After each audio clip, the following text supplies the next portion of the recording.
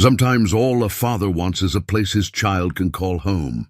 For Marcus, a single dad at 44, that dream finally came true when he bought a small house he could barely afford. But just days after moving in with his young daughter, he started hearing strange, scratching sounds in the walls. He figured it was just mice or rats, nothing unusual for an old house. The sounds kept getting louder and stranger. One day, he noticed a crack in the concrete driveway and decided to investigate. He started drilling into the crack, and what appeared beneath stunned him. A hidden entrance with a ladder leading down into darkness. There was a secret basement no one knew existed, right under his driveway. What was hidden down there and why? Before we jump back in, tell us where you're tuning in from, and if this story touches you, make sure you're subscribed because tomorrow I've saved something extra special for you. Marcus Webb had spent the better part of 2 decades learning that life rarely handed you what you wanted on a silver platter. At 44, his hands were calloused from years of turning wrenches at Rodriguez Auto Repair. His back ached from bending over engine blocks, and his bank account reflected the reality of raising a child alone on a mechanic's wages. But on a crisp Saturday morning in late September, as he stood in front of the small bungalow at 847 Maple Street, he felt something he hadn't experienced in years. Hope. The house wasn't much to look at. Built sometime in the early 1950s, it wore its age openly. The beige siding had faded to an uncertain color, somewhere between cream and gray.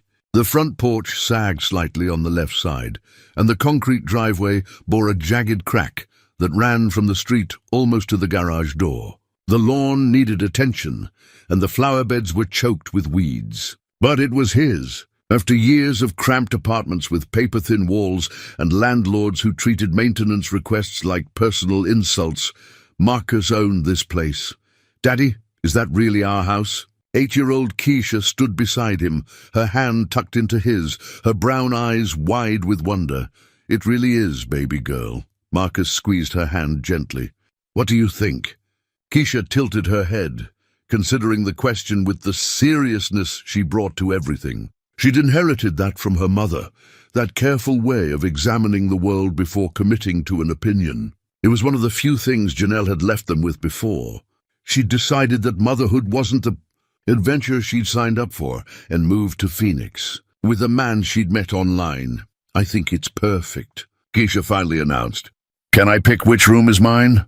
Marcus laughed, the sound surprising him with its genuine warmth. "Already got one picked out for you. Come on, let's go see." The key turned smoothly in the lock. The real estate agent had left it under the mat as promised. The door swung open with a creak that suggested the hinges could use some oil, and they stepped into what would become their new life.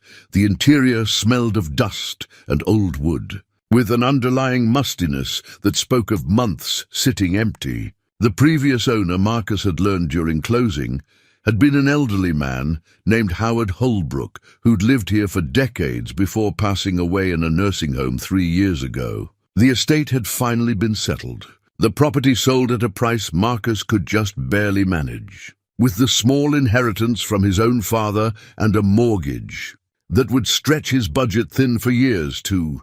"Come." The living room opened directly from the front door, a modest space with hardwood floors that needed refinishing, and walls that bore the faded rectangles where pictures had once hung. To the right, a short hallway led to 2 bedrooms and a bathroom. To the left, the kitchen waited, outdated but functional. Marcus had been through it all during the inspection, but seeing it now truly his made it feel different somehow. "This way." "Keisha." He guided her down the hallway to the smaller of the 2 bedrooms, the one that faced the backyard. "I thought you might like this one. It gets the morning sun, and you can see the old oak tree out back." Keisha released his hand and walked into the empty room, her footsteps echoing. She went straight to the window and pressed her hands against the glass. "There's a tire swing." "There is. We'll have to check if it's still safe, but if it is, it's all yours." She turned to face him, and the smile on her face made every sacrifice, every extra shift, every skipped lunch to save money absolutely worth it. "Can we paint it, my room?" "Whatever color you want, baby girl. This is your space." The moving truck arrived an hour later, though calling it a moving truck was generous. It was actually Terence's pickup truck, loaded with the modest collection of furniture and boxes that represented their worldly possessions. Terence Hayes worked with Marcus at the garage and had volunteered to help with the move, refusing to take no for an answer. "Man, this place has good bones," Terence said, as they carried Keisha's bed frame through the front door. He was a tall man, built solid from years of physical work, with graying hair and a ready smile. "Needs some work, but nothing you can't handle. That's the plan. Fix it up slowly. Make it home." Marcus maneuvered his end of the bed frame around the corner. "Can't thank you enough for this, T. What are friends for? Besides, you've covered for me at the shop enough times. This is me returning the favor." They worked steadily through the morning and into early afternoon, unloading boxes and furniture, arranging and rearranging, until Keisha was satisfied with the layout of her room. Marcus's own bedroom was simpler, just his bed, a dresser, and a small nightstand. He'd sold or donated most of his furniture before the move, keeping only what was necessary. As Terence was leaving, he paused at his truck.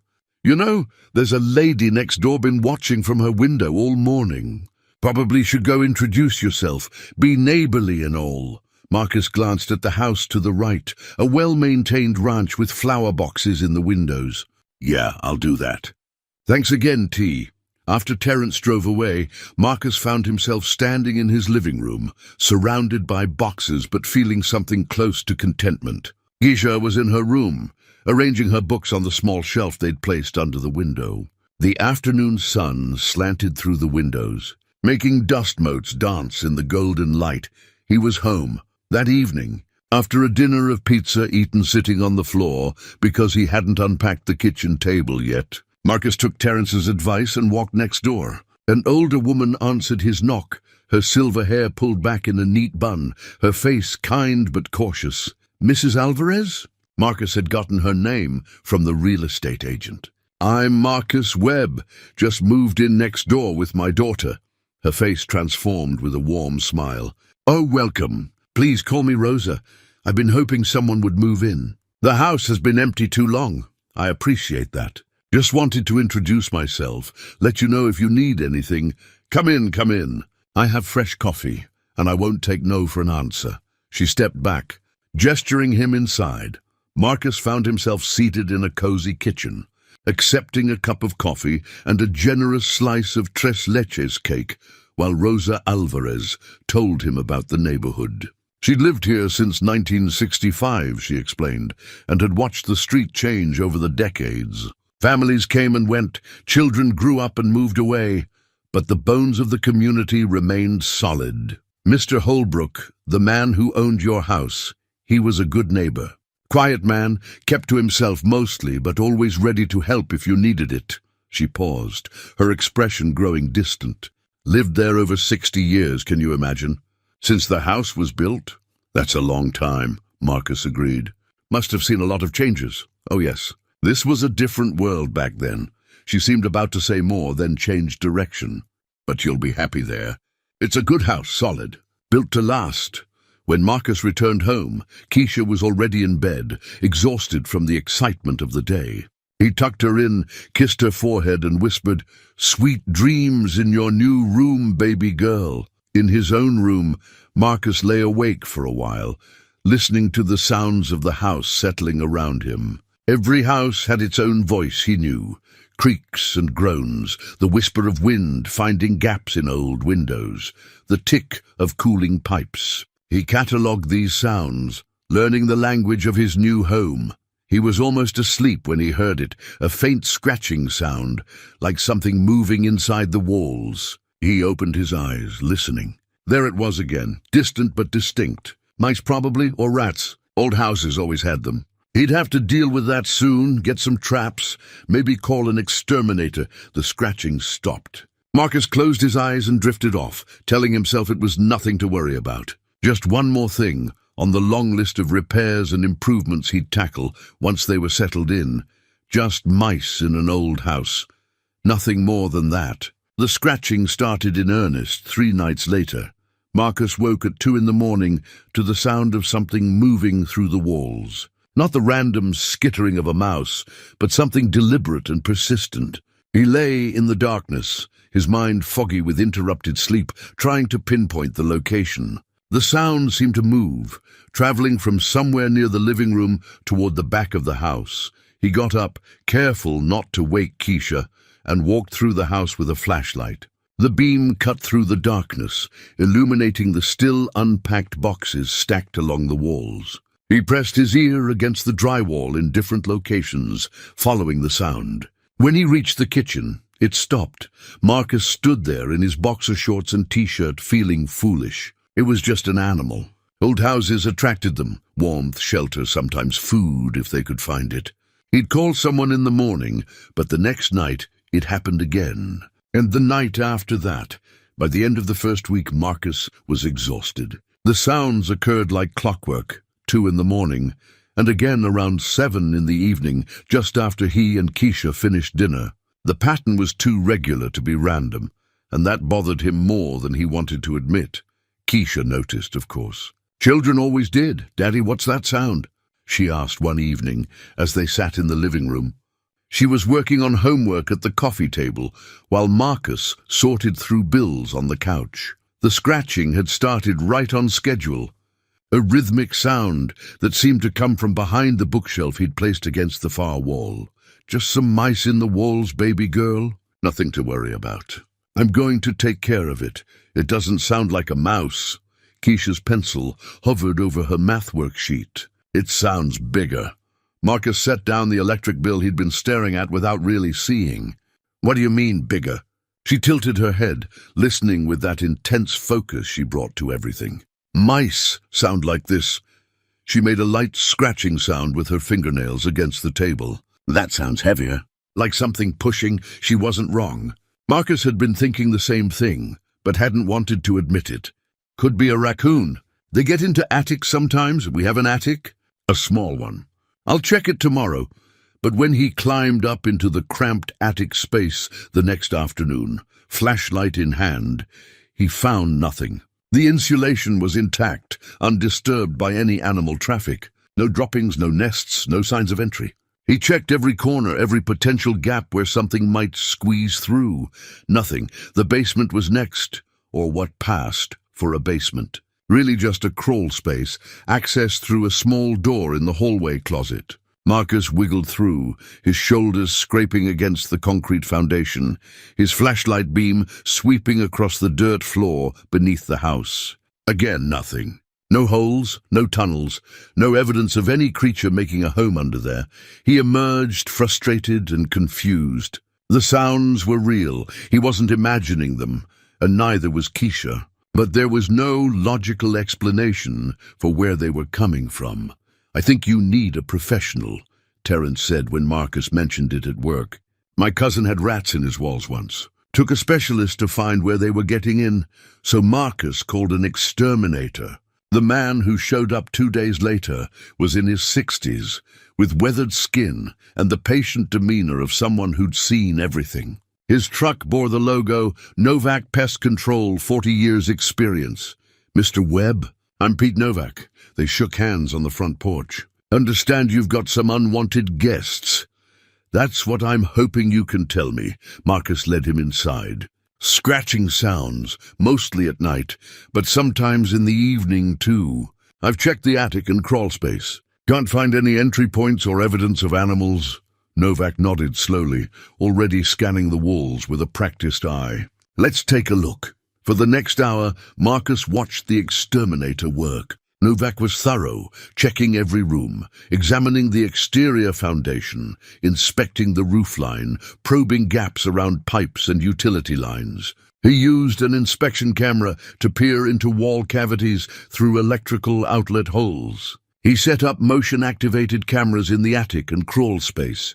Finally, they stood in the living room, while Novak made notes on his clipboard. "Mr. Webb, I've been doing this for 40 years. I've dealt with everything from termites to bats to a family of opossums living in someone's chimney." He looked up from his notes, his expression puzzled. "I can't find any evidence of animal activity in your house, but the sounds. Oh, I believe you're hearing something. I'm just saying it's not wildlife. No droppings, no fur, no gnaw marks, no nests, nothing, and I checked everywhere an animal could possibly get in. He tapped his pen against the clipboard. The sounds you're describing, they're coming from inside the walls. Yes, moving through them like something's traveling along. Marcus stopped. Wait, if it's not animals, what is it? Novak shrugged. Could be pipes. Thermal expansion and contraction can cause strange noises. Could be the house settling. Could be, he hesitated. Could be something in the wall structure itself. Maybe previous owners stored something in there during construction, and it's shifting at the same times every day.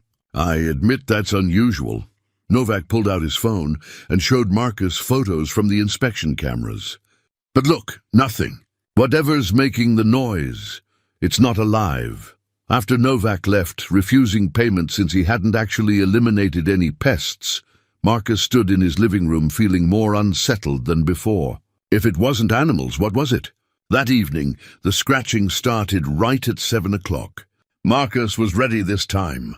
He'd borrowed a stethoscope from Terence's wife, who was a nurse, and he pressed it against various sections of wall, trying to pinpoint the exact location. The sound was loudest against the wall between the living room and kitchen. He could hear it clearly through the stethoscope, not just scratching, but something else too. A rhythmic quality, almost like tapping. 3 long scratches, pause, 2 short ones, pause, 3 long again.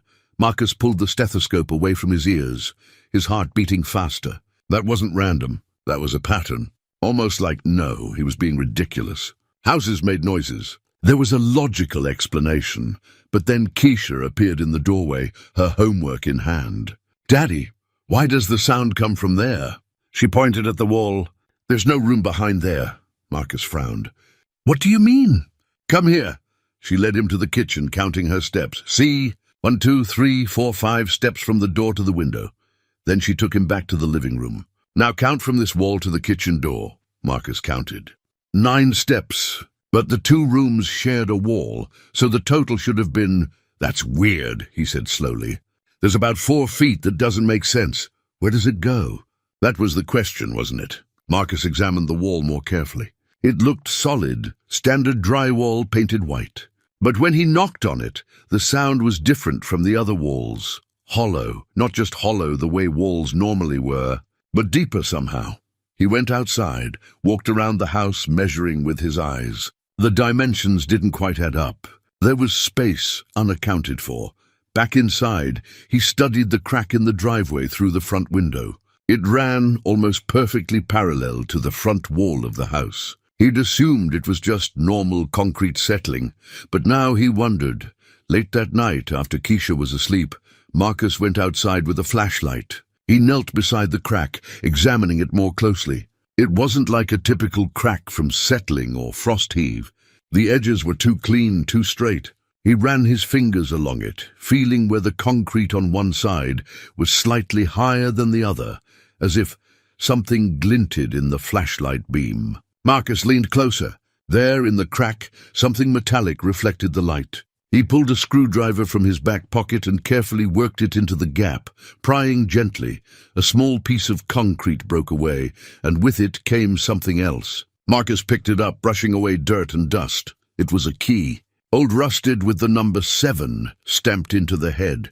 Marcus stood up slowly, the key heavy in his palm. He looked at the crack in the driveway, then at the house, then back at the key. This wasn't about mice in the walls. This was something else entirely. Someone had hidden this key here, deliberately, probably decades ago. And the scratching sounds, the missing space in the wall measurements, the strange patterns. His house was hiding something. The question was what, and whether he really wanted to find out. Marcus slept poorly that night, the key sitting on his nightstand like an accusation. Every time he closed his eyes, his mind raced with questions.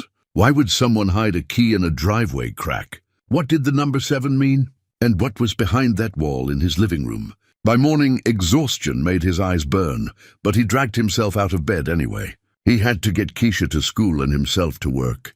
Normal life didn't stop just because your house was keeping secrets.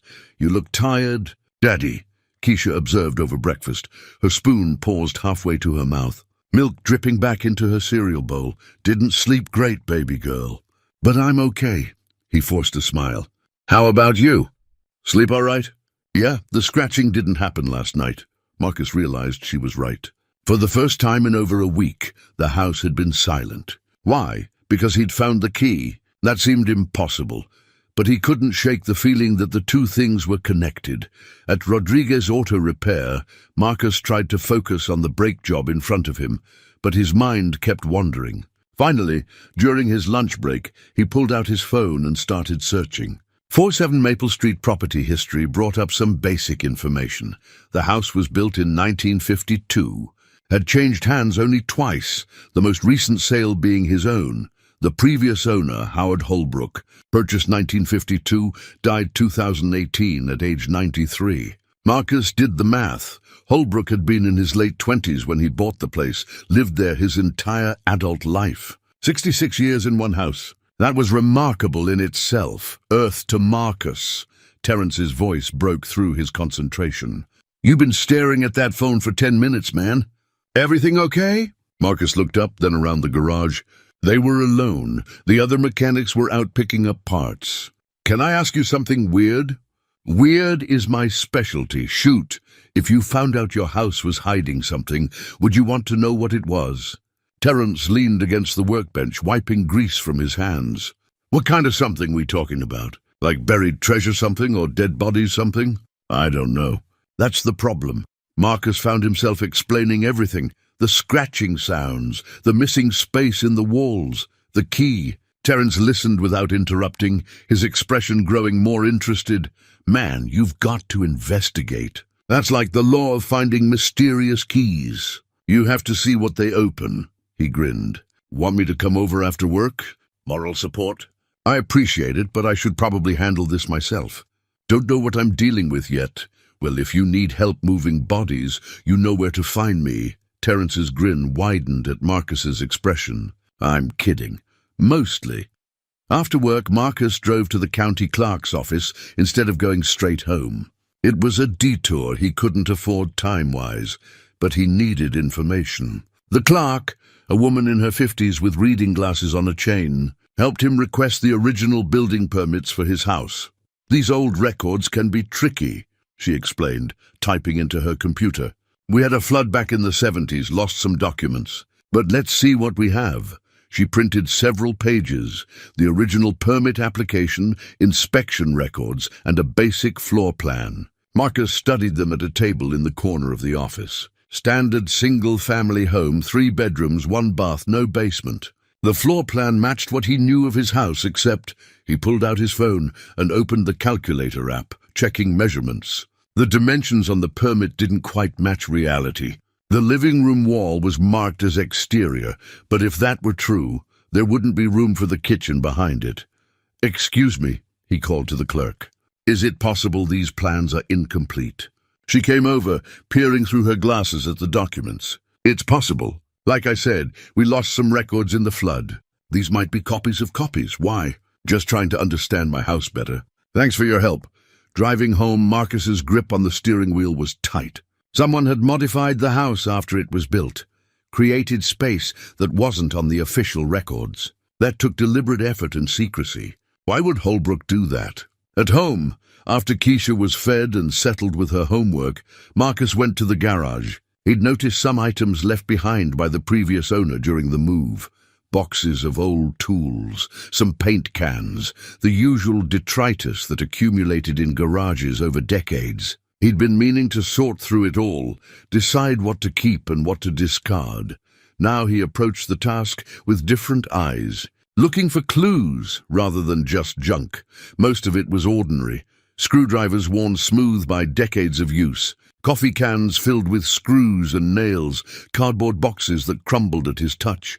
But in the back corner, on a shelf high enough that Marcus needed a stepladder to reach, he found something interesting, a rolled-up paper thick with dust, tied with a piece of twine that fell apart when he touched it. Marcus carefully unrolled it on his workbench, weighing down the corners with cans of paint. It was a blueprint, hand-drawn, not professionally printed, but detailed and precise. His house, rendered in blue ink with measurements and notes in small, careful handwriting. And there, clearly marked on the drawing, was something that made his breath catch. An underground structure accessed from the driveway. A room, roughly 15 by 20 feet, labeled in neat letters. Workshop 7, the number 7. Same as on the key. Marcus's hands trembled as he traced the lines with his finger. The access point was marked exactly where the crack ran through his driveway. This wasn't just a crack, it was a seam, a deliberate breaking point designed to be opened. Daddy. Marcus turned to find Keisha standing in the garage doorway, her backpack still on her shoulders. Hey, baby girl. Thought you were doing homework, I finished. What's that? She approached the workbench, curious. Marcus hesitated, then decided she deserved the truth. She lived here too, and she'd been the one to notice the wall measurements didn't make sense. It's a drawing of our house, but there's something here that isn't supposed to be here, a hidden room, underground. Keisha's eyes widened. Like a secret basement. Sort of, see this? He pointed to the driveway marking. I think that crack outside isn't really a crack. I think it's a door. Can we open it? I don't know yet. Need to borrow some equipment, do this safely. He looked down at her serious face. Are you scared? She considered the question carefully. A little, but also curious. Why would Mr. Holbrook hide a room?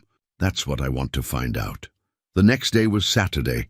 Marcus called Terence and asked to borrow his concrete saw. He didn't explain why, just said he needed to make some driveway repairs. Terence agreed immediately, offering to bring it over. You're going to do it, aren't you? Terence said when he arrived, eyeing the crack. Open it up? Yeah, Marcus took the saw, feeling its weight. Want to stay and see what's down there? Are you kidding? Wouldn't miss it for the world. But Marcus shook his head. I appreciate it, but I need to do this with just me and Keisha. Family thing, you know? Terence looked disappointed but nodded. I get it. But call me after, okay? I want to know what you find. After Terence left, Marcus stood looking at the crack in the driveway. The concrete saw sat beside him, its blade catching the morning sunlight. Keisha stood next to him, unusually quiet. You ready for this? He asked. Are you? Fair question. Was he ready to discover whatever Howard Holbrook had hidden under his driveway more than half a century ago? Ready to potentially unleash something he'd rather not know about? But the scratching sounds, the key, the blueprint, it was all pointing him toward this moment. Some doors, once discovered, had to be opened. Let's find out what's down there. Marcus started the saw, its motor roaring to life. The blade bit into the concrete, sending up a spray of dust and chips. He worked carefully, following the crack, cutting along its length. The concrete was thick, but the saw was powerful. After 20 minutes, he'd cut a rectangle about 4 feet by 3 feet. He shut off the saw. In the sudden silence, he could hear his own heartbeat. Keisha handed him a crowbar without being asked, and together they worked to pry up the section of concrete. It lifted easier than it should have, and Marcus realized why. There was a reinforced wooden frame underneath, built to support the weight but designed to be removable. Someone had planned this carefully. The concrete slab tilted up and away, revealing a square opening. Inside, wooden steps descended into darkness. No, not steps. A ladder, built sturdy and strong, bolted to a concrete wall. Marcus knelt beside the opening, peering down.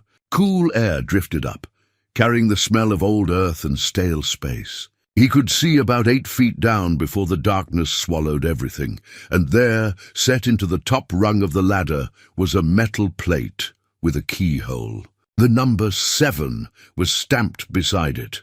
Marcus pulled the rusted key from his pocket. His hand shook slightly as he inserted it into the lock. It resisted at first, decades of rust fighting him, but then click, the lock turned. The ladder shifted slightly, and Marcus realized the whole assembly had been secured in place. Now it was free to use. Daddy? Keisha's voice was small. What's down there?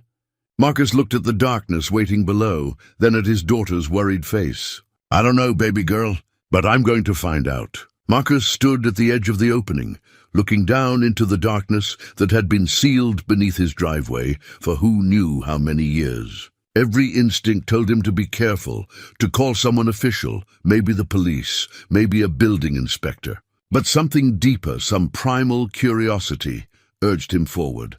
I want you to stay up here, he told Keisha firmly. This might not be safe, but Daddy, no arguments, baby girl. I need to know you're okay while I check this out. He pulled out his phone, turned on the flashlight. Actually, go ask Mrs. Alvarez if she can sit with you for a bit. Tell her I'm doing some work on the house. Keisha's face showed her disappointment, but she nodded and headed next door. Marcus watched her knock, saw Rosa Alvarez answer, and usher her inside with a concerned glance in his direction. He waved to show everything was fine, though he wasn't sure that was true. Once Keisha was safe, Marcus gathered supplies, his phone, a larger flashlight from the garage, a rope that he tied around his waist and secured to his truck's trailer hitch just in case. He wasn't taking chances with a ladder that might be 50 or 60 years old. He descended slowly, testing each rung before putting his full weight on it.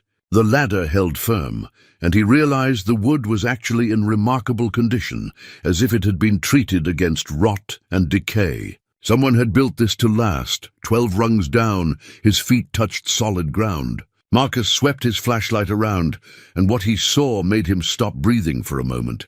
He was standing in a room, a real, finished room, carved out beneath his driveway and front yard. The walls were concrete, solid and dry. The ceiling was reinforced with metal beams. The floor was smooth concrete as well, painted a faded gray. The space was roughly the size his blueprint had indicated, maybe 15 by 20 feet, and it was furnished. Not like a storage room, but like someone had lived here. Against one wall stood a wooden workbench, its surface covered with a thick layer of dust, but still intact. Tools hung on a pegboard above it, saws, hammers, chisels, all carefully arranged. Beside the workbench, a wooden shelf unit held various items, an old radio, several books, boxes of various sizes. Marcus approached the workbench, his footsteps echoing in the enclosed space. The dust was so thick it looked like grey velvet. He touched nothing yet, just observed. The tools were high quality, well maintained. Someone had cared for these things. The shelves drew him next. He shone his light on the books, woodworking manuals from the 1950s and 60s, some in English, some in Spanish. Beside them sat wooden boxes, each one beautifully crafted with dovetail joints and smooth finishes. Marcus carefully opened one. Inside were hand-carved figurines, animals, people, decorative pieces. The craftsmanship was extraordinary, each piece showing attention to detail and genuine artistry. There were dozens of them, maybe hundreds across all the boxes. Someone had spent countless hours down here, creating these beautiful objects. In the corner, Marcus found a small filing cabinet. This felt more intrusive somehow, like reading someone's diary. But he'd come this far. He needed to understand. The top drawer held papers, all neatly organized in folders. Marcus pulled out the first one, carefully opening it. Inside were letters written in English, dated from the 1950s and 60s. He read the first one, dated June 1955. My dearest friend, the work continues well. The room is nearly finished, and I believe it will serve its purpose. You were right to be cautious. The way people talk, the things they say, it's not safe yet, but it will be. We just need to wait, to be patient. Until then, you have a place here. You'll always have a place here. Your brother in all but blood, H. Marcus's hands trembled slightly. This wasn't just a workshop. Someone had built this as a sanctuary, a hiding place. But for whom and from what? He found more letters, all in the same handwriting. They spoke of friendship, of protection, of keeping someone safe. References to dangerous times and until the situation improves appeared frequently. Marcus realized he was reading about real fear, real danger that someone had faced.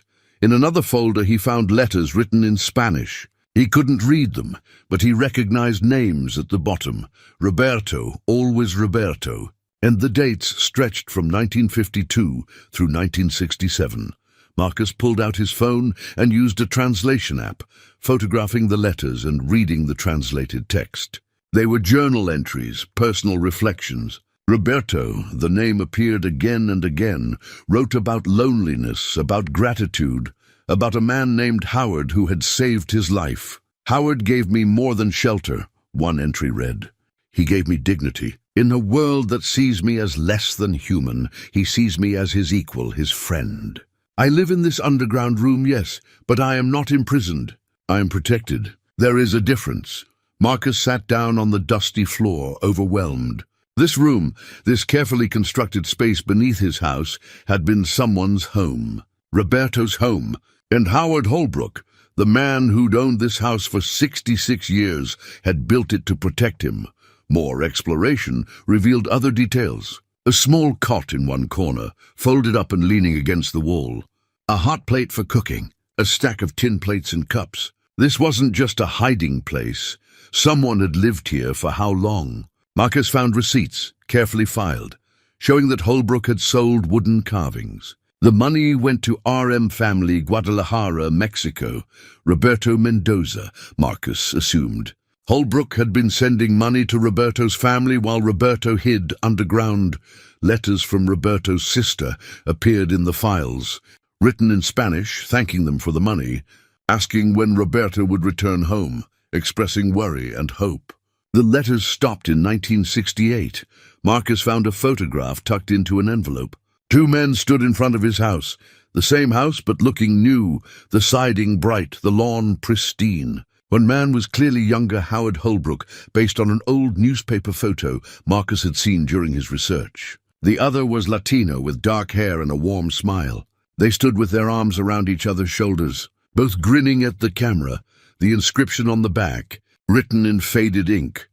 H.H. and R.M., 1955, brothers in all but blood. Marcus stared at the photo for a long time.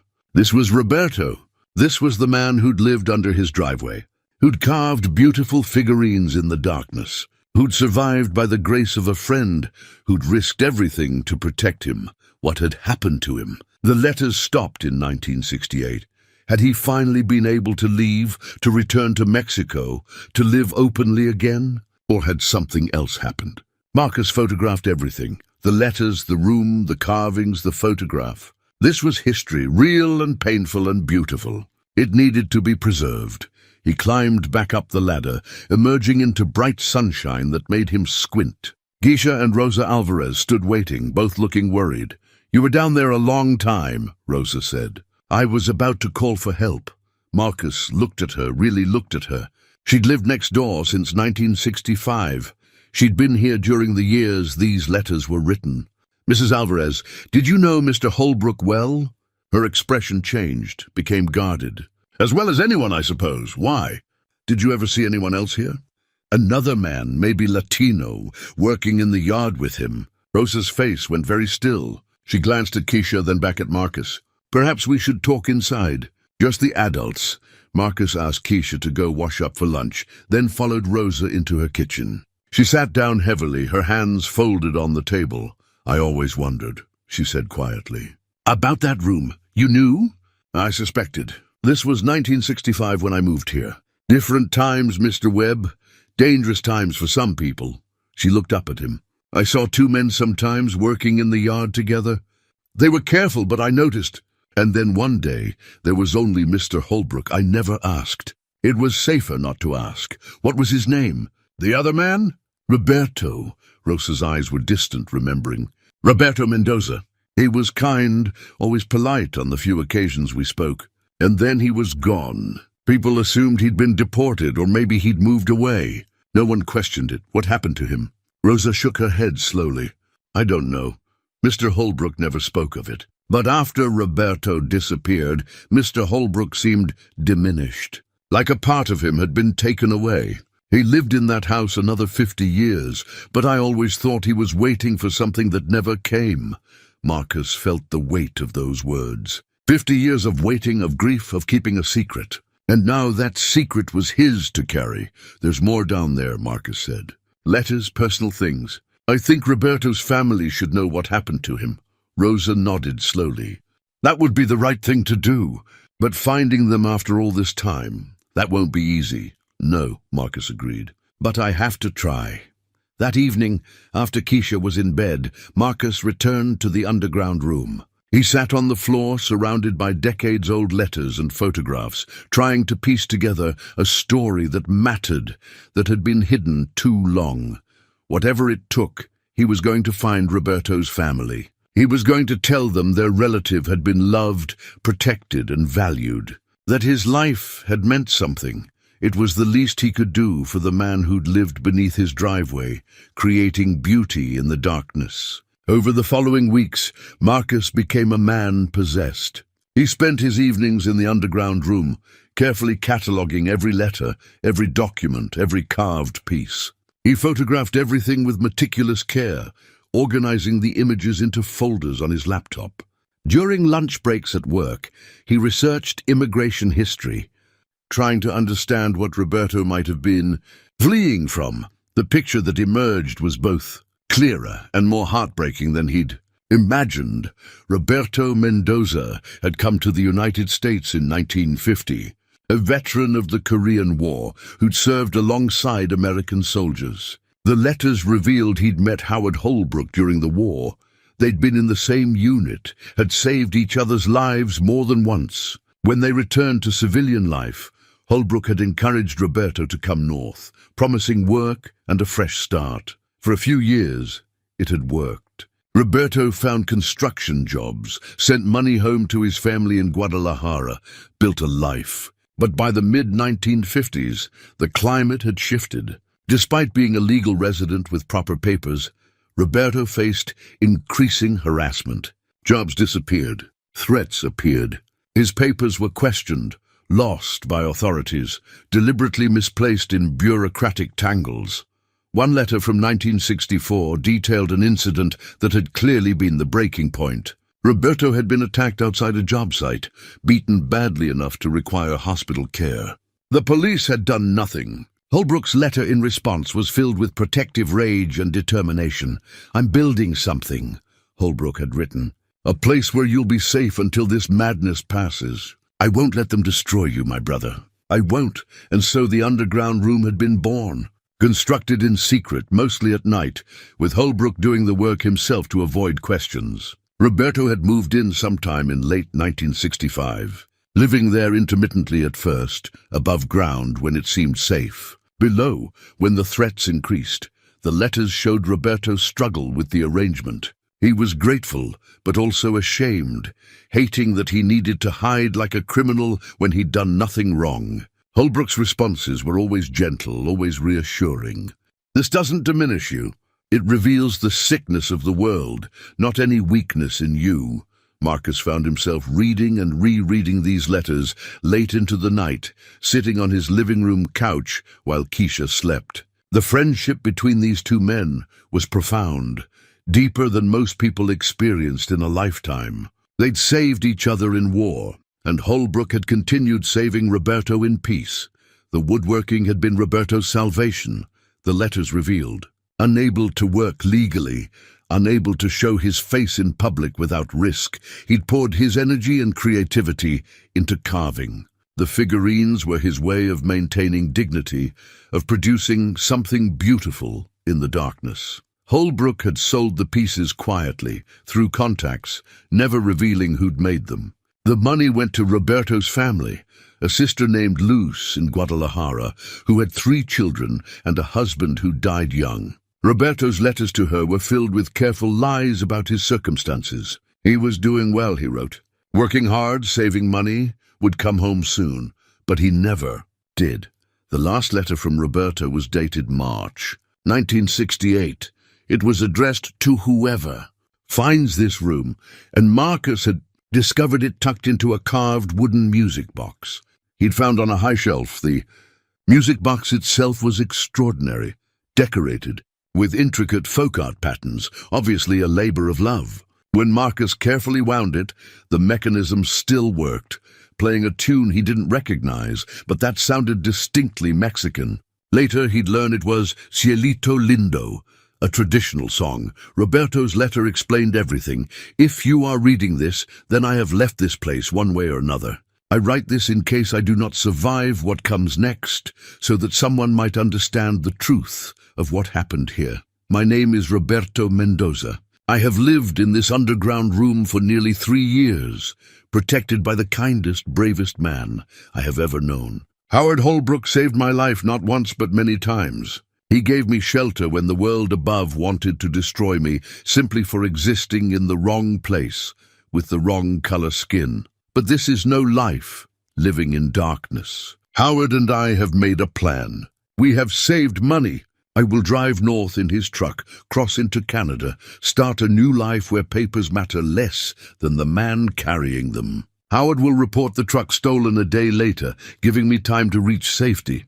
If something happens to me on this journey, please tell Howard this was not his fault. Tell him I died free, not hiding, and that his friendship made my life meaningful even when circumstances made it small. To whoever you are, reading this in some distant future, I hope the world you live in is kinder than mine. I hope no one has to hide in an underground room simply for trying to exist.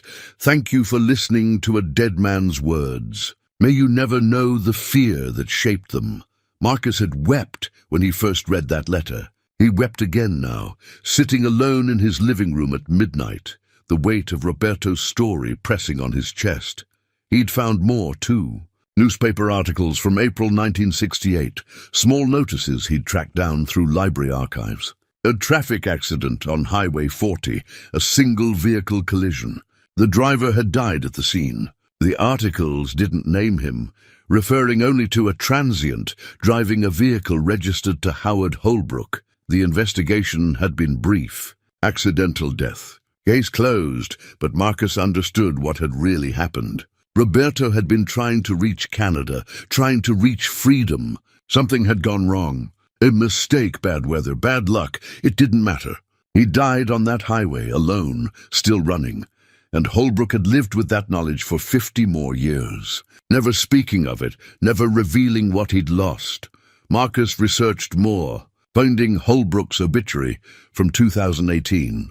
Howard Holbrook, 93, died peacefully at Riverside Nursing Home. A lifelong resident of the area, Mr. Holbrook was known for his quiet generosity and skilled craftsmanship. He is survived by no immediate family, because the person who'd been his family, his true family, had died on a highway in 1968, trying to escape persecution. Keisha noticed her father's distraction. "Daddy, are you okay?" she asked one evening after dinner. "You seem sad." Marcus pulled her onto his lap, holding her close. "I'm learning about the people who lived in our house before us. Their story is sad, but also beautiful. Does that make sense?" "I think so. Like when we read that book about the dog who died saving his owner. Sad but also brave." "Exactly like that, baby girl. Sometimes the most important stories are the ones that hurt." She was quiet for a moment, then, "Are you going to find Roberto's family?"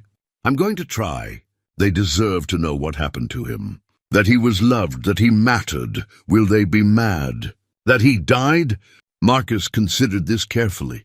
Maybe sad, angry, confused, all of it. "But I hope they'll also be glad to know the truth. That's better than wondering forever." That night, Marcus drafted a letter in English, then used an online service to have it professionally translated into Spanish. He addressed it to the last known location in Guadalajara from Roberto's letters, though he knew the chances of anyone still living there after 50 years were slim. The letter was difficult to write. How did you tell a family that their relative had died alone decades ago, trying to escape to safety? How did you explain that he'd lived underground for years, hidden like a criminal, despite having done nothing wrong? In the end, Marcus focused on what mattered most. Roberto had been loved. He'd been protected. He'd created beautiful things. His life had meaning and value, even when the world tried to strip those things away. Howard Holbrook had given him sanctuary, and that sanctuary had been built on genuine friendship and care. He included his phone number, his email address, and several photographs, the picture of Roberto and Holbrook together, and images of some of Roberto's carved figurines. Marcus mailed the letter, knowing it would probably disappear into the void. 57 years was too long. People moved, died, forgot. The chances of this reaching anyone who remembered Roberto Mendoza were microscopically small, but he had to try. Days turned into weeks. Marcus fell into a routine: work, parenting, maintaining the house, and spending time in the underground room. He'd started to think of it differently now, not as a hidden room, but as a memorial. He cleaned it carefully, organized Roberto's belongings with respect, treated it like the sacred space it had been. The scratching sounds had stopped completely. Marcus realized they'd ceased the moment he found the key, as if the house itself had been trying to tell him something, trying to ensure Roberto's story wouldn't remain hidden forever.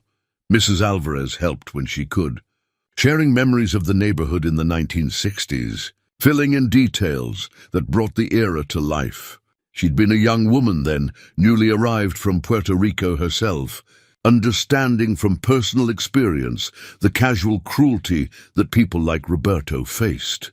"We didn't talk about it," she explained one afternoon over coffee in Marcus's kitchen. "It wasn't safe to notice certain things, to ask certain questions. You kept your head down, you survived. That's how it was. You think anyone else knew? About the room?" Rosa considered this. Maybe some suspected. But knowing and acknowledging are different things. Better not to know in those times, safer. Marcus thought about that. A whole neighborhood implicitly choosing not to see, not to ask. Not from malice, but from self-preservation. It made him both sad and angry, though he understood it too. Then, 6 weeks after he'd mailed the letter, his phone rang with an international number. Marcus stared at his phone for 3 rings before his hand stopped shaking enough to answer. "Hello, Mr. Webb." The woman's voice was accented, but her English was clear and careful. "My name is Valentina Cruz. I'm calling from Guadalajara. I received your letter about my uncle Roberto." Marcus sat down hard on his couch, his heart hammering. "Mrs. Cruz, thank you for calling. I wasn't sure the letter would reach anyone. It took some time.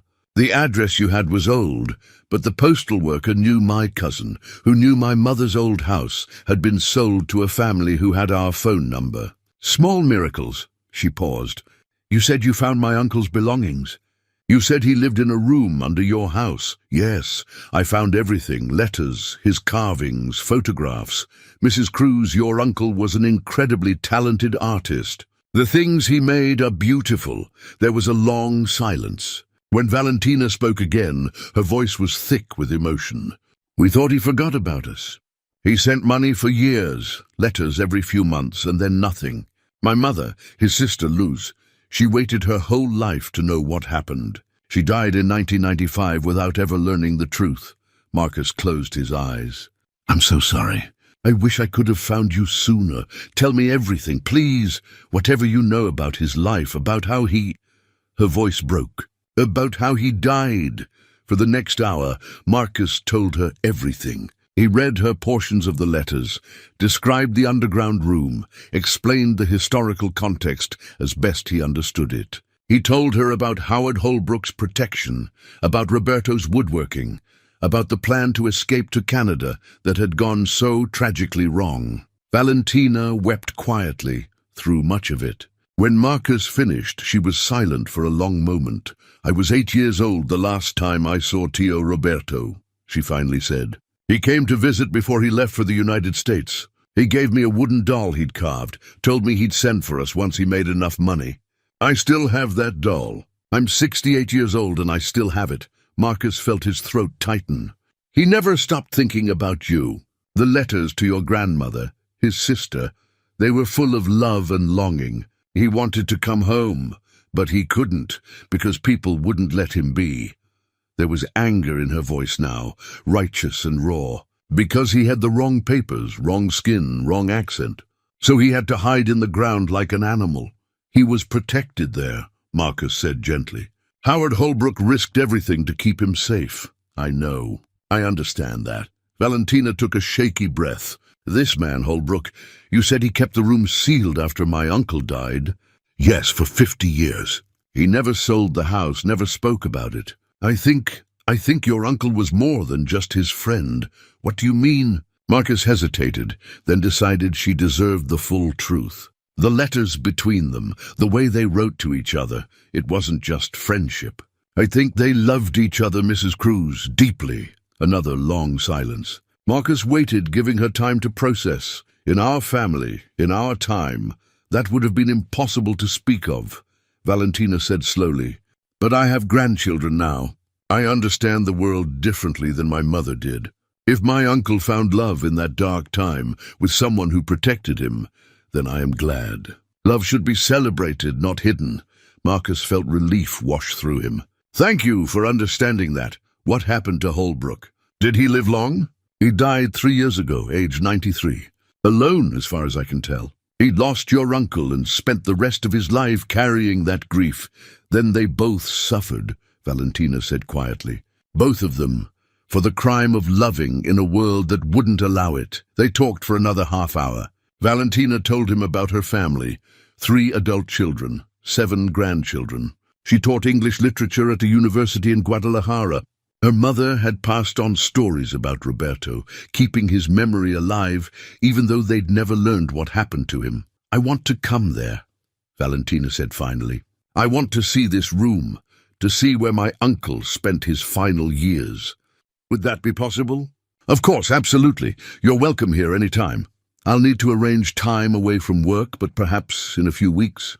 I'd like to bring my daughter Sophia, if that's acceptable. And maybe my grandson Miguel, he's 16, studying history. This would mean a lot to him. Bring whoever you'd like. This is your family's story as much as mine.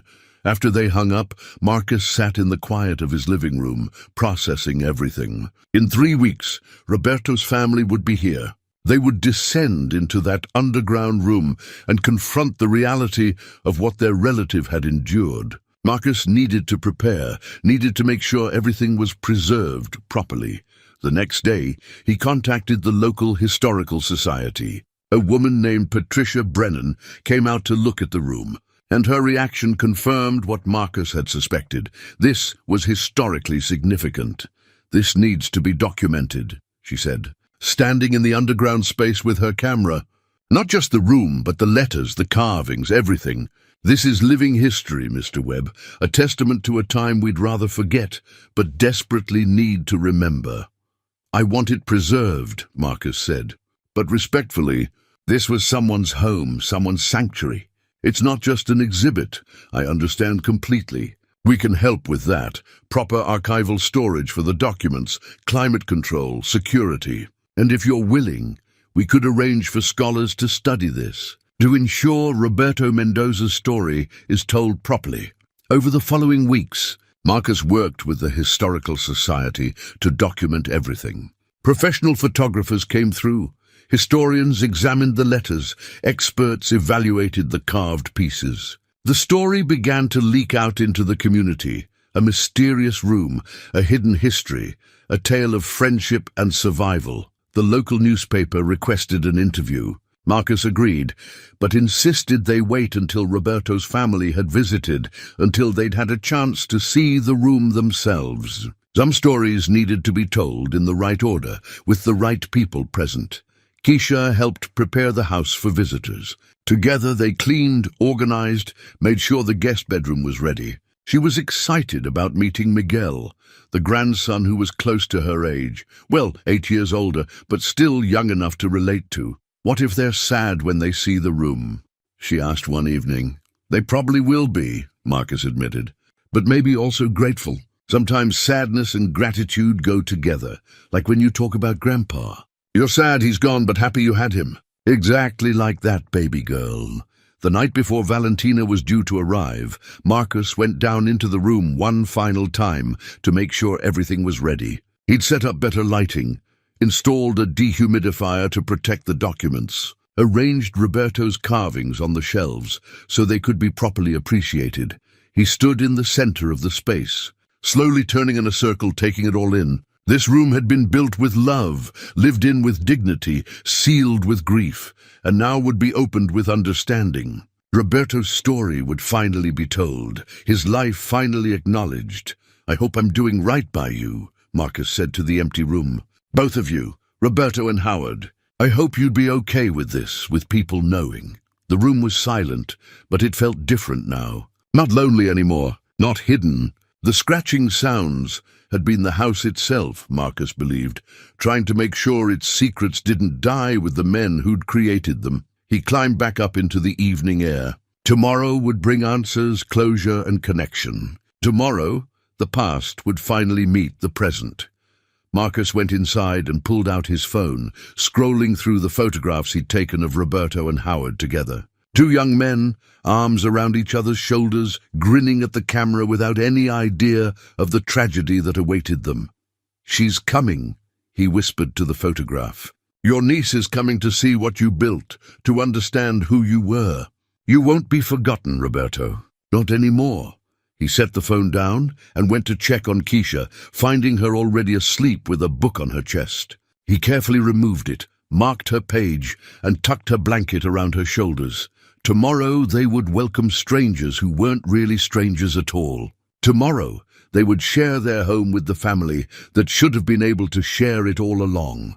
Tomorrow, justice delayed would finally arrive. 57 years late, but still meaningful. Marcus settled into his own bed, exhausted but unable to sleep. His mind raced with questions and concerns. What would Valentina think of the room? Would she be angry that Roberto had been forced to hide? Would she understand the complexity of what Howard had done, the protection and the isolation that came with it? And there was something else, something Marcus hadn't mentioned to Valentina yet, something he'd discovered in the last few days while preparing the room. Something that changed everything about the legal ownership of his house. That conversation could wait until she arrived. Some things needed to be said face to face, with honesty and openness. Marcus finally drifted off near dawn, his dreams filled with underground rooms and old photographs, with scratching sounds that transformed into whispered voices saying, "Tell our story. Please tell our story." He woke with Keisha shaking his shoulder. "Daddy, they'll be here in 2 hours. We need to get ready." And so they did, preparing to welcome the past into their present, to bridge 57 years with understanding and compassion. The doorbell rang at exactly 10 o'clock. Valentina Cruz was smaller than Marcus had imagined, barely 5 feet tall, with silver-streaked hair pulled back in a braid. But her eyes were sharp and warm, and when she looked at Marcus, he saw Roberto in her features. The same nose, the same shape to her face. "Mr. Webb." She took his hand in both of hers. "Thank you for finding us, for finding my uncle. Please, call me Marcus, and this is my daughter, Keisha." Keisha stepped forward, suddenly shy. "Hello." "Hello, sweet girl." Valentina's smile was genuine. "Thank you for sharing your home with us." Behind her stood a woman in her 40s, Sophia, clearly Valentina's daughter, with the same intelligent eyes, and a teenage boy, tall and lanky, who Marcus assumed was Miguel. They gathered in the living room, and for a few minutes there was awkward small talk, the flight, the hotel, the weather. Then Valentina set down her teacup and looked directly at Marcus. "I'd like to see the room now, if that's all right." Marcus nodded. "Of course, it's outside under the driveway. I should warn you, it's emotional. Take whatever time you need." They walked out together, all of them, and stood around the opening Marcus had cut in the concrete. He'd installed a more permanent cover now, with a hatch that could be opened easily. The ladder had been reinforced, made safe for regular use. Marcus descended first, turning on the lights he'd installed. Then he helped Valentina down, her hands trembling slightly as she climbed. Sophia and Miguel followed, with Keisha and Rosa Alvarez, who'd come to offer support, remaining above ground. Valentina stood at the bottom of the ladder, not moving, just looking. Her hand covered her mouth, and tears streamed down her face. "He lived here," she whispered. "My uncle lived in this room." Marcus stayed silent, letting her process. Sophia put an arm around her mother's shoulders, her own eyes wet. Valentina walked slowly through the space, touching the workbench, running her fingers over the tools. She picked up one of the carved figurines, a small bird with spread wings, and held it like something sacred. "He made these in the darkness," she said. "Created beauty while hiding from the world." She found the photograph Marcus had carefully placed on a small shelf, the one of Roberto and Howard together.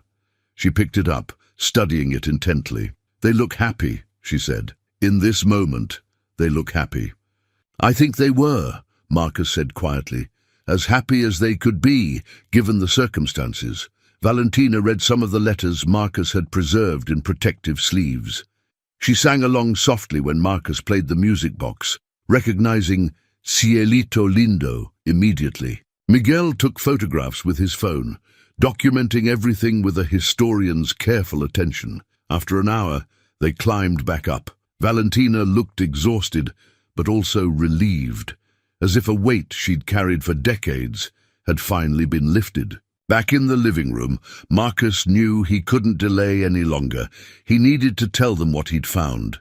Mrs. Cruz, Valentina, there's something else I need to show you. He pulled out a folder he'd been keeping in his bedroom. I found this a few days ago, hidden in the underground room. I wanted to wait until you were here to discuss it. He discovered it behind a false panel in the concrete wall, a cavity so cleverly disguised that he'd only found it by accident while installing the dehumidifier. Inside had been a metal deed, box, fireproof and watertight, preserved perfectly over the decades. Marcus opened the folder now and spread documents across his coffee table. Valentina leaned forward, her expression confused. What is this? Property documents. Legal papers. Marcus took a breath. In 1965, Howard Holbrook amended the deed to this house. He added Roberto's name as co-owner. They owned it together, 50-50. Valentina's eyes widened. But how? There's more. Marcus pulled out another document. A life insurance policy, with Roberto listed as beneficiary, bank accounts in both their names. And this, he showed her the most significant document, his hands shaking slightly. A marriage license from San Francisco, 1964. The room went completely silent. Valentina stared at the document, then looked up at Marcus. They were married? Yes. Before it was legal in most places, they found a way, and Holbrook made Roberto a legal owner of this property. When Roberto died, his share should have passed to his heirs, to his family. Marcus met her eyes. Valentina, legally speaking, half of this house belongs to you and your family. Valentina looked shocked. Sophia leaned in, examining the documents with wide eyes. Miguel whispered something in Spanish. I don't understand, Valentina said. If this is true, how did you buy the house? The title company missed it. The documents were filed, but somehow got lost in the system, probably during that flood in the 70s that damaged so many records. The trust designation was never properly maintained. When Holbrook died and the estate was settled, nobody knew about Roberto's ownership stake. Marcus pulled out one more document, a letter from a lawyer dated 1972. Holbrook tried to find Roberto's family after he died. He wanted to honor the arrangement, wanted the property to go to Roberto's relatives, but he couldn't locate anyone. Eventually, the lawyer advised him that without heirs coming forward, the property would default to him alone. But Holbrook never changed the deed. He left it as is, hoping someday someone would find it. And you did, Valentina said softly. I did. Which means, Marcus paused, choosing his words carefully. Which means my purchase of this house may not be legally valid. You have a legitimate claim to at least half of it, maybe more. A lawyer could argue that the entire property should pass to Roberto's heirs. The silence stretched out. Marcus could hear his own heartbeat, could see Keisha watching from the doorway with worried eyes. Finally, Valentina spoke. You're saying, we could take this house from you. I'm saying it's legally yours, or at least partly yours. I won't fight it. It would be wrong to keep something that rightfully belongs to your family. Sophia said something in rapid Spanish. Valentina responded, and they had a quick, intense conversation that Marcus couldn't follow. Miguel joined in, his voice earnest. Then Valentina turned back to Marcus, and her expression was difficult to read. Let me understand this correctly. You discovered that my uncle was part owner of this house. You realized that my family has a legal claim, and instead of staying quiet about it, hoping we'd never find out, you're telling us directly.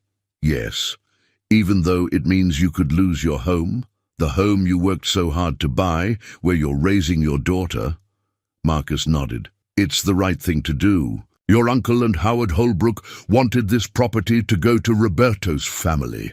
I can't ignore that, even if it costs me everything." Valentina stared at him for a long moment, then looked around the room, at the house Roberto had helped own, had lived beneath, had died trying to return to. "My uncle," she said slowly, "spent years hiding in the dark because the world wouldn't accept him. Howard Holbrook risked everything to protect him. They built a life together despite impossible circumstances." She stood up, walked to the window, looked out at the quiet street. "They wanted this house to be a sanctuary, a place of safety." She turned back to Marcus. "You and your daughter need sanctuary too. Different circumstances, different challenges, but the same fundamental need for a place to call home.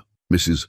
Cruz," she held up a hand, "let me finish. You found my uncle's story. You honored it. You sought out his family when you could have just kept silent.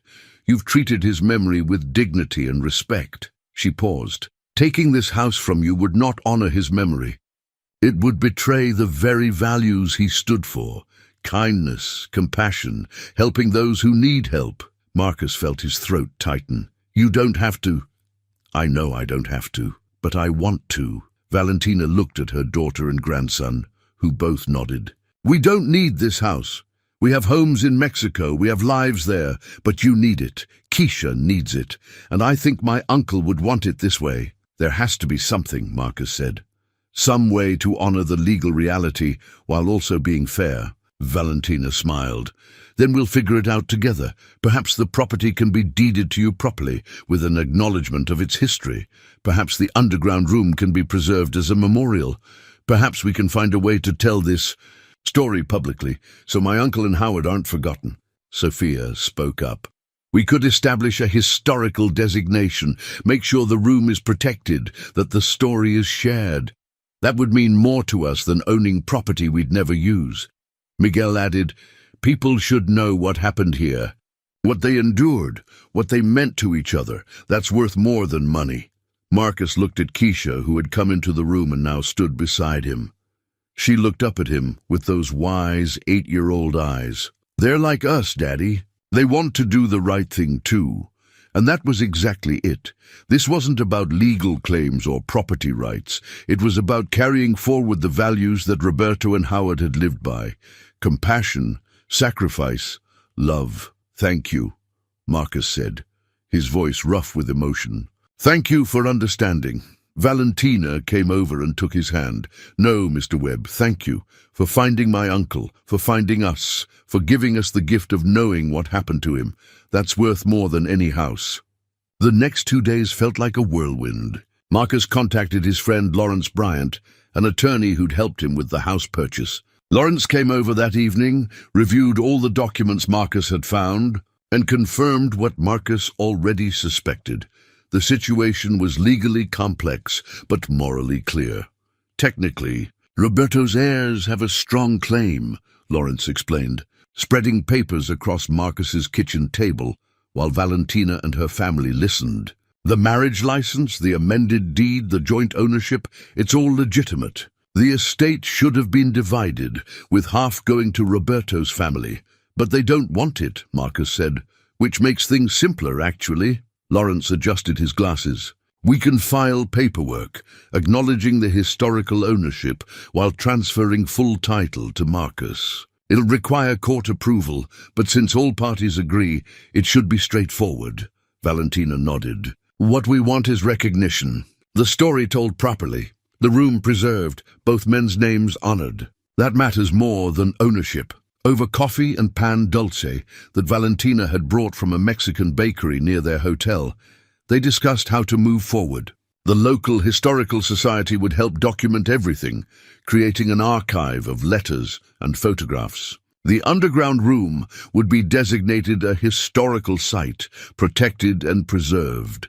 But there was more to discuss, something that had been weighing on Marcus's mind. "What about Holbrook's grave?" he asked. "I visited it last week. It's just his name and dates. No mention of Roberto, nothing about who he really was or what he lost." Valentina's expression grew thoughtful. "Where is he buried?" "Riverside Cemetery, about 3 miles from here. Simple headstone, very plain. We should visit tomorrow, Valentina said quietly. All of us. It feels right to pay our respects, to tell him we know the truth now. That night, Marcus couldn't sleep. He lay in bed thinking about everything that had happened, finding the key, discovering the room, connecting with Roberto's family. It felt like destiny, like the house itself had chosen him for this purpose. Around midnight, he got up and went outside to the opening in the driveway. He climbed down into the underground room, now illuminated by the soft lights he'd installed. He sat on the floor where Roberto had sat decades ago, trying to imagine what it had been like. The loneliness, the fear, the determination to survive. "I hope I'm doing right by you both," he whispered to the empty room. "I'm trying." The next morning, they all drove to Riverside Cemetery. It was a sprawling place with old oaks and manicured grass, peaceful and well-maintained. Marcus led them to Holbrook's grave, a simple grey stone with minimal inscription. Howard Holbrook, 1925-2018, beloved neighbor. Beloved neighbor, Valentina read aloud. Not beloved husband, not beloved partner. Just neighbor. She knelt by the stone, placed her hand on it. When she spoke, her voice was gentle but firm. "Mr. Holbrook, my name is Valentina. I'm Roberto's niece. I came to thank you for loving my uncle, for protecting him, for giving him dignity when the world tried to take it away. I'm sorry you had to hide that love. I'm sorry the world made you both suffer for it." Sophia knelt beside her mother, wiping tears from her eyes. Miguel stood with his head bowed, respectful and solemn. Even Keisha was quiet, sensing the weight of the moment. "We're going to fix this," Valentina continued. "We're going to make sure people know your story, both of your stories. You won't be forgotten, either of you." Marcus had brought Roberto's wooden cross, the one he'd found in the underground room, a beautifully carved crucifix that Roberto had made for himself. He placed it at the base of Holbrook's headstone. "They should be together," he said, "at least in memory." Rosa Alvarez, who had come along at Valentina's invitation, spoke up. "I remember him after Roberto disappeared. He was like a man walking through fog, never quite present. He was kind, he helped neighbors, he lived his life, but there was always something missing. Now I understand why." They stood in silence for a while, each lost in their own thoughts. Finally Valentina stood and turned to Marcus. "We should commission a new memorial. Something that tells the truth." "I'll help with that," Marcus said immediately. "Oh, whatever it costs. We'll share the expense," Valentina insisted. "This is family business now, yours and ours together." Over lunch at a small diner, they discussed specifics. They'd hire a stonemason to create a new memorial marker, one that acknowledged both men properly. The wording would be careful but honest. Partners, friends, souls bound together across time. Lawrence would handle the legal aspects, ensuring the property transfer was done correctly while establishing the historical designation for the underground room. The local LGBTQ+ community center had already reached out, interested in helping preserve the site as a testament to hidden histories. "This is bigger than just our family," Sophia observed. "It's about all the people who had to hide, who couldn't live openly. Roberto and Howard's story represents thousands of untold stories, which is why it needs to be told right," Marcus agreed, "with respect but also with honesty. No sugarcoating what they endured." Valentina looked at him with warm appreciation. "You understand. Not everyone would."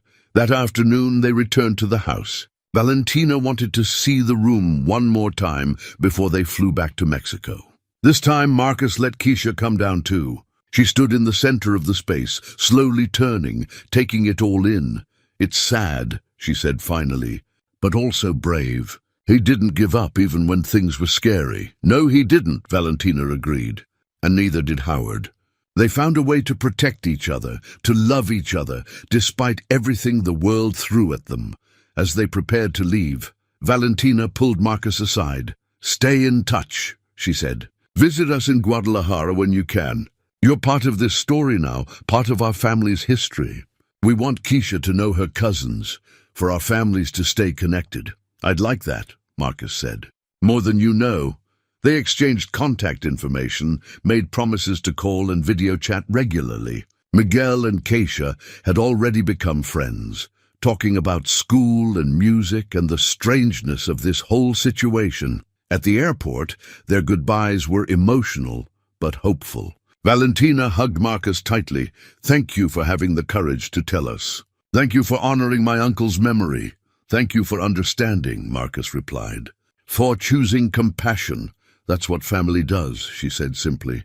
3 months later, Marcus stood in Riverside Cemetery on a crisp November morning, watching a small crowd gather around Howard Holbrook's grave. The old headstone had been removed, and in its place stood something new, something that finally told the truth. The memorial was elegant in its simplicity. Grey granite polished to a soft sheen, with words carved deep enough to last centuries. Howard Holbrook. 1925-2018 Roberto Mendoza. 1927-1968. Partners in life, separated by circumstance, united in memory. In a time when the world demanded they hide, they chose love, courage, and dignity. May their story remind us that sanctuary is both a place and a promise we make to one another. Marcus had worked with Valentina over countless phone calls and video chats to get the wording right. Every word had been carefully chosen, debated, refined. It needed to honor both men while being honest about what they'd endured. Valentina had flown back for the dedication ceremony, bringing Sofia and Miguel again. They stood beside Marcus and Keisha, a family united by unexpected circumstances. Rosa Alvarez was there too, along with Terence and several other neighbors who'd heard the story.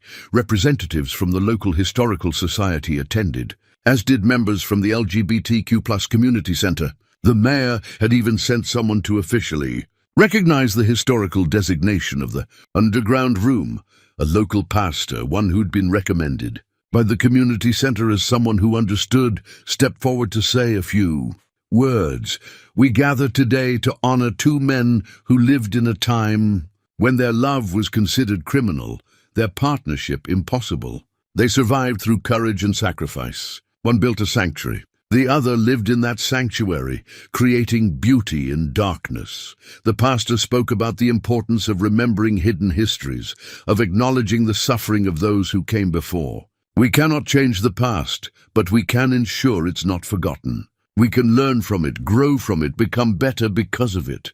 When the pastor finished, Valentina stepped forward. She'd prepared something to say, written it down, but now she folded the paper and spoke from her heart. "I never knew my uncle Roberto," she began, her voice clear despite the emotion. "He left for the United States before I was born. But I grew up with his shadow, the family member who never came home, the question no one could answer." She placed her hand on the memorial stone. "Now I know his story. I know he was brave. I know he was loved. I know he created beautiful things with his hands and touched lives in ways he never got to see. And I know that Howard Holbrook gave him something precious, the gift of being seen, of being valued, of being protected." Valentina's voice wavered. "To love someone is to risk everything for them. Howard did that. He risked his reputation, his safety, his entire life to protect my uncle. And when Roberto died trying to reach freedom, Howard carried that grief alone for 50 years. She looked at Marcus. Then a single father and his daughter moved into their house. And instead of ignoring the scratching sounds in the walls, instead of covering up the mysteries they found, they chose to seek the truth. They chose to honor a story that wasn't even theirs. Marcus felt his throat tighten as she continued. "Marcus Webb is the kind of person Howard would have respected, the kind of person Roberto would have called friend, because when faced with a choice between keeping a secret that benefited him or revealing a truth that might cost him everything, he chose truth." The crowd murmured appreciatively. Marcus felt Keisha squeeze his hand. "So we dedicate this memorial not just to two men who loved each other in impossible times," Valentina concluded, "but to everyone who builds sanctuaries for others, everyone who protects the vulnerable, everyone who says, 'You are safe here, you are valued here, you belong here.'" She stepped back, and Sophia moved forward, carrying a cloth bundle. She unwrapped it carefully, revealing one of Roberto's carved figurines, a dove with spread wings, symbol of peace and freedom. "This belonged to my great-uncle," Sophia said. "He made it in that underground room, in the darkness, when he couldn't fly free himself.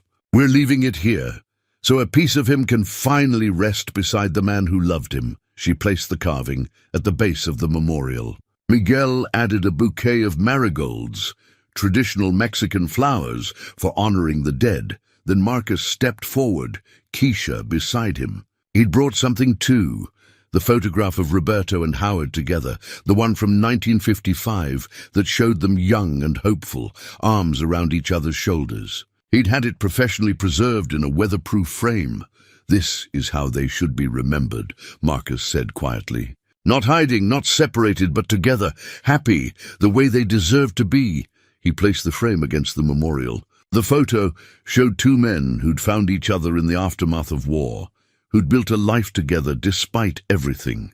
Their smiles were genuine, their bond visible even across decades. Rosa Alvarez stepped forward next, her movements slow but deliberate. "I lived next door for 53 years. I saw things I never spoke about because it wasn't safe to see them. But I'm speaking now." Her voice grew stronger. "Howard Holbrook was a good man. He helped neighbors, fixed things, never asked for anything in return.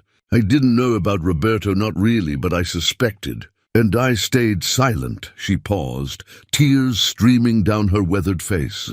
"That silence was wrong. We were all wrong. Everyone who saw and didn't speak, who suspected and didn't ask. We let fear make us complicit. So I'm speaking now for the record, for history. Howard Holbrook loved Roberto Mendoza. He protected him, honored him, grieved him. And that love was beautiful and right, no matter what the law said at the time. The crowd was silent, moved by her confession and testimony. Other neighbors stepped forward one by one, adding their own small tributes. Flowers, candles, words of respect.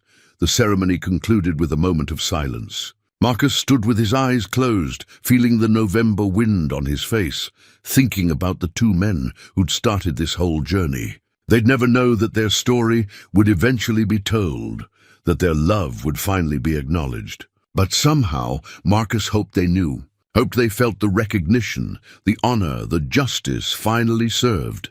Afterward, people lingered, taking photos, reading the inscription, talking quietly among themselves. The Historical Society representative approached Marcus with information about the plaque that would be installed at the house, officially designating the underground room as a historical site.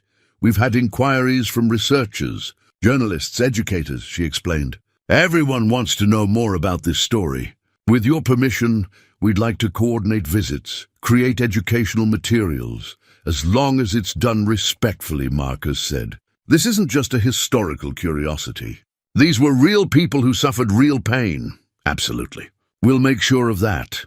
As the crowd dispersed, Marcus and Valentina stood together before the memorial, neither speaking, just being present in the moment. Finally, Valentina said, "Thank you for all of this. Thank you for letting me be part of it. Your family now." "That's not going to change." The courthouse was quieter than Marcus expected. He'd imagined something more dramatic, a packed courtroom, maybe opposition from some distant relative or legal complication. Instead, it was just him, Lawrence Bryant, Valentina and her family, and a judge who'd reviewed their case with what seemed like genuine interest. "This is an unusual situation," Judge Patricia Morrison said, looking over her reading glasses at the assembled parties. She was in her 60s, with grey hair and a no-nonsense demeanor that Marcus found reassuring. "Mr. Webb, you discovered that your property purchase was technically invalid due to previously unknown co-ownership by Mr. Roberto Mendoza, deceased. And Mrs. Cruz, as Mr. Mendoza's closest living relative, you're voluntarily relinquishing any claim to the property." "That's correct, Your Honor," Valentina said clearly. "We believe this serves the best interests of everyone involved, including honoring the wishes of both Roberto Mendoza and Howard Holbrook." The judge reviewed the documents again. The original deed showing joint ownership, The marriage certificate, Roberto's death certificate from 1968, family tree documentation proving Valentina's relationship to Roberto, and the voluntary transfer agreement she and her family had signed. I've read the background materials, Judge Morrison said. The historical significance of this case is remarkable. Two men, married in an era when such unions were barely recognized anywhere, with one providing sanctuary to the other during a dangerous time. She looked up. This is exactly the kind of hidden history that deserves to be preserved. She turned to Marcus. Mr. Webb, you didn't have to disclose any of this. You could have kept the documents hidden, maintained your ownership without anyone questioning it. Why didn't you? Marcus had prepared for this question, but now the prepared answer seemed insufficient. He spoke from the heart instead, because it was the right thing to do, Your Honor. Roberto Mendoza lived in hiding for years, unable to claim his own life, his own identity. Howard Holbrook kept their love secret for 5 decades after Roberto died. Enough hiding, enough secrets. They deserve to be acknowledged, and that meant telling the truth, even if it cost me. Judge Morrison nodded slowly. The court appreciates your honesty and integrity. Mr. Webb, she reviewed the paperwork one more time, then signed with deliberate strokes.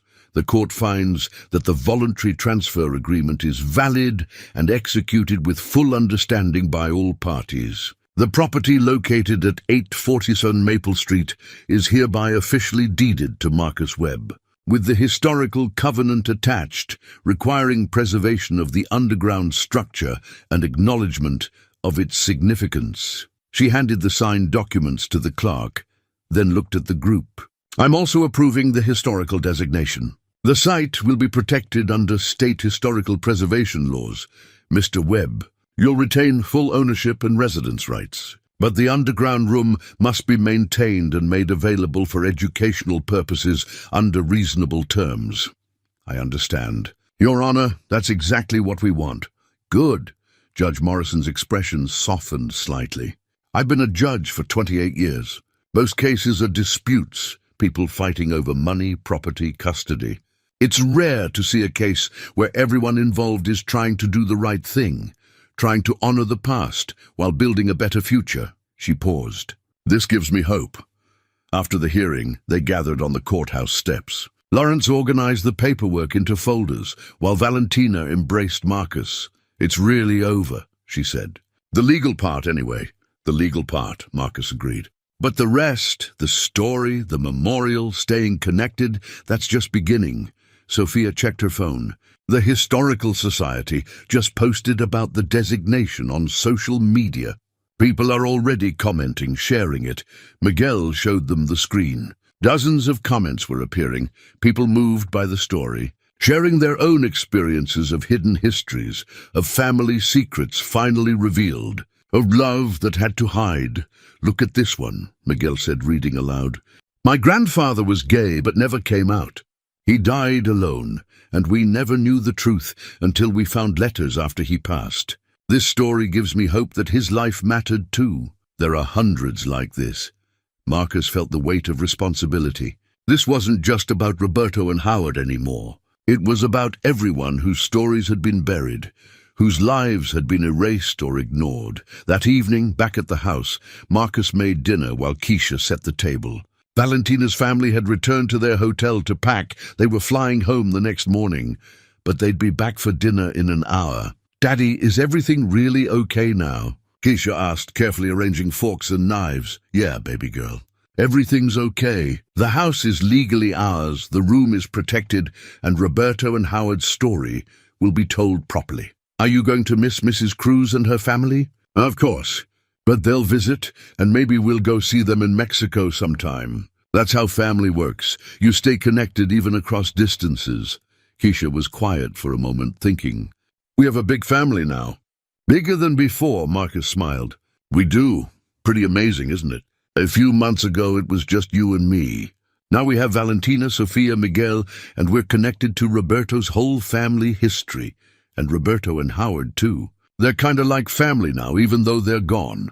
Exactly like that. The doorbell rang, Valentina and her family arriving early. Marcus opened the door to find them carrying bags of groceries. "We decided to cook," Valentina announced. "Proper Mexican dinner, Roberto's family recipes that his sister passed down." It seemed fitting. They crowded into Marcus's small kitchen, laughing and talking over each other as Valentina directed the cooking. She taught Marcus how to make proper tamales, while Sofia prepared rice and Miguel made fresh salsa. Keisha helped where she could, learning and asking questions. As they worked, Valentina told stories about Roberto that his sister had shared, childhood memories, funny incidents, the kind of details that made him real rather than just a name in old letters. "He was terrible at football," she said, laughing. "All the boys played, and Roberto tried so hard, but he was clumsy. Instead, he'd sit and whittle little figures from sticks while watching them play. That's how his carving started, making toys from whatever wood he could find. His sister must have been proud of him," Marcus said. "She was, but also worried, always worried. She knew he was different, knew the world would be hard on him. That's why she was grateful for the money he sent, but also scared, wondering what he had to endure to earn it." They ate together at Marcus's dining table, crowded but comfortable.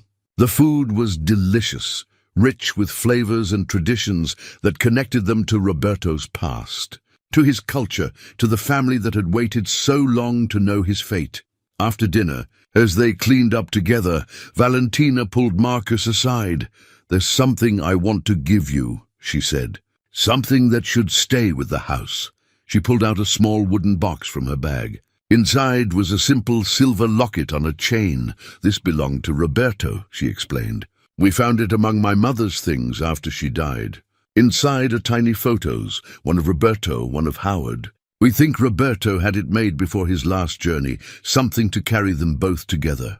Marcus opened the locket carefully. The photos were small but clear, Roberto looking serious but peaceful, Howard caught mid-smile. On the back was an inscription, "Siempre juntos," always together. "This should be part of the memorial in the underground room," Valentina said. A reminder that even when separated, they carried each other. Marcus's vision blurred with tears. "Thank you. I'll keep it safe. I know you will. That's why we trust you with all of this." 6 months had passed since the memorial dedication, and spring was transforming the neighborhood. Marcus stood in his front yard, watching Keisha help Mrs. Alvarez plant flowers in the beds along the fence. The driveway had been repaired properly around the access hatch, which was now marked with a small bronze plaque, "Historical Site, Sanctuary Room, 1965. Life had found its rhythm again, but everything felt different now, richer somehow, more connected. The underground room had been officially opened to visitors by appointment, managed through the Historical Society. School groups came monthly, learning about hidden histories and the courage it took to love in dangerous times. Local college students writing papers on LGBTQ+ history requested access. Families dealing with their own discovered secrets reached out, finding comfort in Roberto and Howard's story. Marcus had become something of an accidental educator, leading tours and answering questions. At first it had felt strange, but now he understood it was part of honoring the story, keeping it alive, making sure it meant something beyond just preservation. "Daddy!" Keisha called. "Mrs. Alvarez says these are the same kind of flowers that were here when Mr. Holbrook lived here." Marcus walked over. Rosa was kneeling in the dirt despite her age, her hands sure and practiced as she settled marigolds into the soil. "He always planted marigolds," she explained. "Every spring. I never knew why, but now I understand. They're traditional Mexican flowers for remembering the dead." He was remembering Roberto all those years. Marcus knelt beside them, helping press soil around the flowers. "Then we'll keep planting them, every spring in Roberto's memory." Inside, his phone buzzed with a video call. Valentina's face appeared on the screen, smiling broadly. "Marcus." "Perfect timing. I wanted to show you something." She turned the phone camera to show a small museum exhibit in Guadalajara. There, beautifully displayed, were Roberto's letters and several of his carved figurines, the ones Valentina had taken back to Mexico. "The local historical museum created this," she explained. They're telling Roberto's story here too, as part of a larger exhibit on migration and hidden histories. Miguel helped write the text. Marcus felt pride swell in his chest. That's incredible. Roberto's story being told on both sides of the border, as it should be. He belonged to both places. Valentina paused. Have you decided about this summer? The invitation still stands. We're coming, Marcus confirmed. Keisha's already counting the days. She's been learning Spanish. Miguel's been teaching her over video calls. Wonderful. Sophia is already planning everything you should see. After they hung up, Marcus stood in his living room, looking around. The house felt lived in now, truly his. Keisha's artwork covered the refrigerator. His tools organized in the garage. Photos on the walls, including now the one of Roberto and Howard, framed and honored. That evening, after Keisha was asleep, Marcus descended into the underground room. He'd started coming down here once a week or so, just to sit quietly, to think. The space no longer felt sad or haunted. Instead, it felt peaceful, sanctified by the truth that now filled it. He'd arranged everything carefully. Roberto's workbench still held his tools, preserved under glass. The carved figurines were displayed on the shelves, each labeled with information about when it was made. The letters were stored in archival boxes, with copies available for researchers. The wooden music box sat on a small shelf, and next to it, in a place of honor, was Roberto's silver locket. Marcus picked up the locket, opened it to look at the two faces inside. Roberto and Howard, forever young, forever together in this small piece of silver. Your story's being told, Marcus said quietly to the photos. People know now. They understand what you meant to each other, what you sacrificed, what you built together. He set the locket back carefully. And Keisha and I, we're taking care of this place, making it a real home again, the way you both wanted it to be. A sanctuary, not from the world this time, but a sanctuary that welcomes the world in, that teaches what you learned about love and courage. Marcus climbed back up into the evening air. The neighborhood was quiet, houses lit from within, families settling in for the night. His house, Roberto and Howard's house, stood among them, no longer hiding its secrets, but sharing its truth. Inside, he checked on Keisha one more time. She slept peacefully, her bookshelf now holding a Spanish-English dictionary alongside her other books. On her wall, she'd hung a small print of Roberto's carved dove, the one that symbolized freedom. Marcus settled into his own bed, feeling the kind of tiredness that came from a full, meaningful day. Tomorrow he had work at the garage, then a tour group coming to see the room in the evening. Weekend plans included video calling with Miguel to practice Spanish. Normal life, but shot through with purpose. He thought about how much had changed since that first night when he'd heard scratching in the walls. He'd bought a house looking for shelter, for stability, for a place to raise his daughter. Instead, he'd found a story that needed telling, a family that needed closure, and a purpose he hadn't known he was seeking. The house had chosen him.